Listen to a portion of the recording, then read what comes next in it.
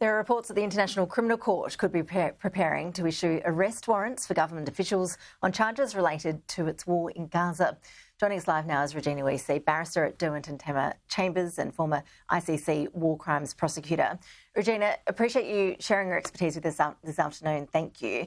Give us an insight into the process that goes into the ICC preparing to issue this sort of arrest warrant for someone like Benjamin Netanyahu, a world leader. What does that involve? Thanks, Ashley. And it's not an easy process, particularly when you're working in a live war zone. There's conflict going on around investigators, and particularly in this case, I imagine that it would be quite difficult to be getting into crime scenes. So gathering evidence isn't easy. For this case, I imagine that the arrest warrants that are coming will be related to policy charging, so things like starvation as a war crime, ordering the starvation of people as a war crime, ordering indiscriminate attacks against civilians, and that will be both sides, so the Hamas leaders and the Israeli leaders. There's talk of the Minister for Defence, there's talk of the IDF Chief of Staff. So that evidence will need to be gathered and presented to the pre-trial chamber, who then has to make a decision as to whether or not those reasonable grounds have been met. And then if an arrest warrant is issued, what happens next, Regina? How much power does the ICC have over people who are very powerful leaders?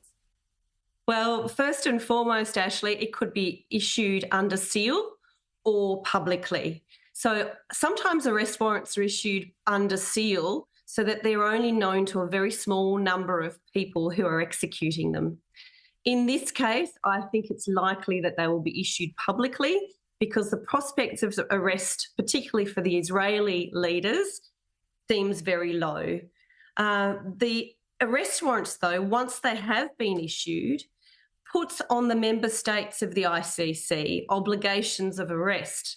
Now, the US isn't a member state. So if, for example, the IDF Chief of Staff had an arrest warrant against him and he wants to travel to the US, they're under no obligation to arrest him.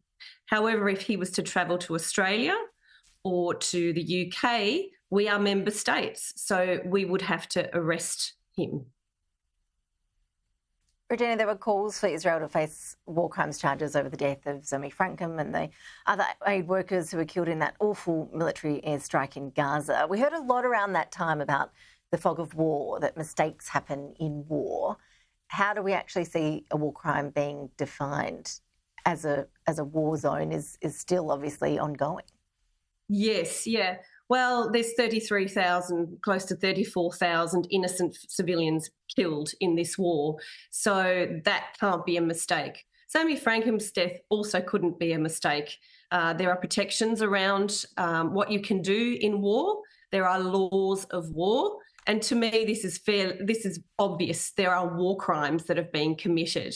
The magnitude of destruction, the magnitude of death, the magnitude of the displacement, it's evident that there are war crimes, but they've been committed on both sides, Ashley, from Hamas on the 7th of October, and then going forward since the 7th of October by the Israelis.